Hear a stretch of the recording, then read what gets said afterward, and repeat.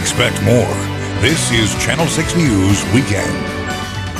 One man is behind bars tonight charged with murdering a Killeen infant. Good evening and thanks for joining me. I'm Imani Payne. Police say they made the arrest last night after an investigation revealed the injuries the infant suffered were caused intentionally.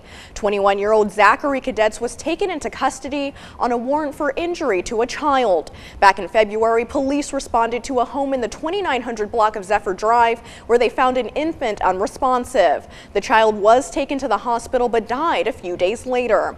The name of the infant has not yet been released. Making news around the state, a shocking new report out of the University of Texas claims 15% of undergrad women at the school have been raped. Yesterday, the school released a full report of an online survey given to thousands of students, breaking it down by prevalence, perceptions, and experiences. UT students say the 15% figures are shocking. It's the first time they're seeing numbers that give an insight into how many sexual assault cases occur at the university. I can't even fathom, those people that go through that because mentally it's not fair. School's stressful enough. You don't want to have students or anyone facing this sort of issue. UT President Greg Finvies released a statement saying in part, the survey reveals a problem in our university as well as society that has existed in the shadows for far too long. We have let them down and we need to improve, not in a year, not in a month, but right now. And in Belton, the second annual Hometown Huddle gave local kids a chance to get some exercise and meet an NFL star this morning. The event that's hosted by the United Way of Central Texas aims to stress the importance of getting 60 minutes of exercise a day, all in an effort to combat childhood obesity. Former UMHB Crusader and current Chicago Bear linebacker Jarrell Freeman was on hand for the event, and for parents and kids who took part today, it was a great learning opportunity.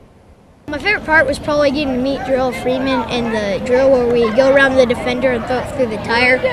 For sports and activity, I think it's so important. And so today was just a great opportunity for them to see how fun it is. The American Heart Association recommends children and adolescents partake in at least 60 minutes of physical activity a day. A number of people have dedicated their lives to serving the Waco Fire Department, but today the community said goodbye to the oldest retired firefighter in Waco's history. Robert Nixon lived to the age of 90 and spent more than a third of his long life as a firefighter. Nixon served in the Waco Fire Department for 27 years, but he also served in Dallas. Family says Nixon had a by-the-book reputation at the station, but always made time for his kids. My dad, he was always involved in helping somebody, somewhere, somehow. He gave to everybody he knew. Love, respect, and honor are three key things that I learned from that man. Robert Nixon was laid to rest at Rosemont Cemetery in Waco. And in national news, police in Virginia have arrested a man who was walking around dressed as the Joker. That's not a joke. Take a look at this mugshot. Police say they received calls about a suspicious man walking down a road dressed as the movie villain, wearing a black cape and carrying a sword. Officers arrested 31-year-old Jeremy Pootman and charged him with wearing a mask in public. In Virginia, it's illegal for any person over the age of 16 to wear a mask with the intent to conceal one's identity. Las Vegas police say a gunman is in custody tonight after barricading himself inside a bus. Police say the suspect surrendered peacefully without incident. They say the man was a passenger on the bus when he started opening fire on random passengers. 2 victims were taken to the hospital where one later died. The other suffered minor injuries. Police say no one else was on the bus during the barricade, and they do not believe it was motivated by terrorism. This incident is right now not deemed to be terrorist related or in any sense like that. This is a single incident that has no terrorist nexus of any sort that we know of. Police say Las Vegas Boulevard will remain closed until the investigation is complete.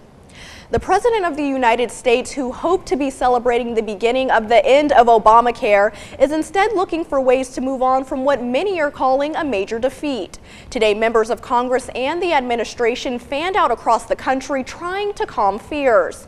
NBC's Kelly O'Donnell has the latest from Washington, D.C. Today, the Trump administration tried to shake off defeat and move on. Don't worry, America. The vice president greeted supporters in West Virginia and downplayed the botched repeal of Obamacare. Congress just wasn't ready. You saw it. Friday's Republican meltdown, the abrupt end to a planned Obamacare repeal, rejected by a bloc of House conservatives. Today, the president, who visited his private Virginia golf club, tweeted, "Obamacare will explode," still promising to piece together a great health care plan. Do not worry. At a boisterous town hall meeting in South Carolina, Republican Senator Lindsey Graham said President Trump should reach out to Democrats. I don't think one party's going to be able to fix this by themselves. In Philadelphia, demonstrators were separated by fences and opposing views. While in San Francisco, a town hall meeting with Democratic leader Nancy Pelosi cheered the survival of Obamacare. We believe that health care is a right for all, not a privilege for the few. Disappointed by Republican defectors over health care, the White House intends to pivot to tax cuts. We all learned a lot. We learned a lot about loyalty. The potential fallout from House Republicans' internal disagreements could lead to more missed opportunities to deliver on a Republican agenda. They're going to force the president, the speaker, and Senator McConnell to work with Democrats, and the result will be far less conservative public policy. Still ahead on Channel 6 News at 10, one Dallas high school play is unlike any you've ever seen, and you'll never guess who the star of the show is. Stay with us, it's a story you're not going to want to miss.